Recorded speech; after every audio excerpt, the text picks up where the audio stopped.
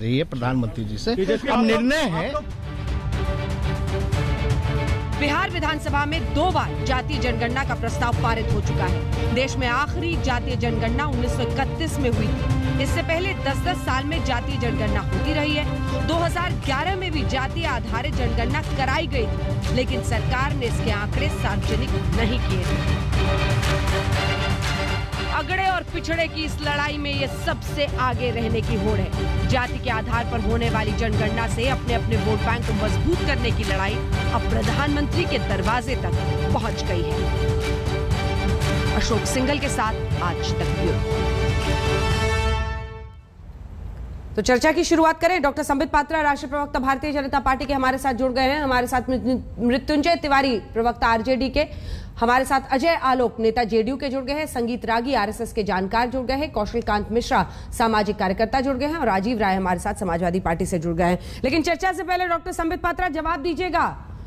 बोल रहे हैं तेजस्वी यादव कि अगर पौधों की, जानवरों की गिनती हो सकती है तो इंसानों की जाति की क्यों नहीं। लेकिन उससे पहले जरा आप दर्शकों को अपने समझा देते हैं, आखिर 2 वजह है। एक तो जाति जनगणना की मांग क्यों हो रही है, तो नंबर 1 यह है कि ओबीसी आबादी का अभी तक ठीक ठाक पता नहीं चलता है, क्योंकि पिछली बार भी जब सेंसस हुआ था तो इस डेटा को रिलीज नहीं किया गया था। ओबीसी आरक्षण का ठोस आधार होगा।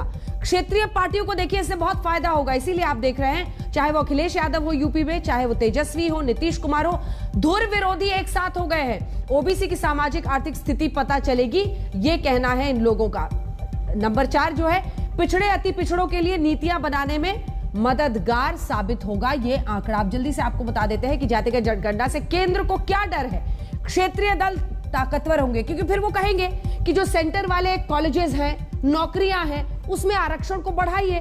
अनुपात में जो उनकी जनसंख्या है ओबीसी की, उस जनसंख्या में आप बढ़ाइए। क्षेत्रीय दलों को नया सियासी आधार मिलेगा, उनको बल मिलेगा। आरक्षण नाम के ढोल को और भी जोर जोर से पीटेंगे चुनावों के वक्त में। नौकरियों में ओबीसी कोटे में बदलाव की मांग होगी, और यही वो डर है जिसकी वजह से शायद बीजेपी, जो अभी तक ये मानती थी कि ओबीसी को अपनी तरफ पूरी तरह से करना मुश्किल है, लेकिन कई चुनाव में उन्होंने देखा है कि ओबीसी उनकी तरफ आ रहे हैं। तो ऐसे में ना भी नहीं, हां भी नहीं, ओबीसी वोटरों में बीजेपी की कमजोर पकड़। चलिए चर्चा की शुरुआत करते हैं। सही आंकड़ा आया तो बीजेपी को, उसको लगता है कि राज्यों में उसकी चुनौती बढ़ेगी। डॉक्टर संबित पात्रा, सीधा मुझे लगता है तेजस्वी यादव के ही सवाल के जवाब से शुरुआत करते हैं। वो कह रहे हैं कि जब पेड़ पौधों की गिनती होती है तो जाति क्यों नहीं, कास्ट सेंसस क्यों नहीं? दीजिए जवाब।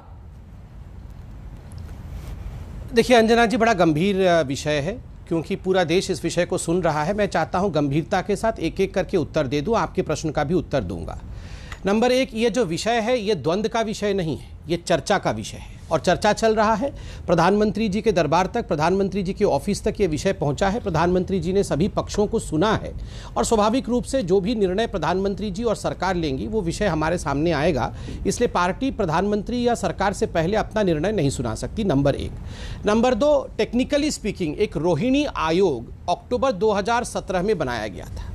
देखिए कितनी ओबीसियां हैं, उसकी उपजातियां क्या है, उसका श्रेणीकरण किस प्रकार से होगा, क्या पूर्व की त्रुटियां रही हैं, इन त्रुटियों को किस प्रकार से दूर करना है, इन सब विषयों को लेकर रोहिणी कमीशन का गठन किया गया था। और ये रोहिणी कमीशन जुलाई 2021 तक था, किंतु कोरोना के कालक्रम के कारण उसको बढ़ा करके लगभग इस साल के अंत तक इसके समय को बढ़ाया गया है। तो हमें इंतजार करना चाहिए कि रोहिणी आयोग भी इस पे क्या कहती है। जो एक तकनीकी पुट होता है वह भी हमें मिलेगा।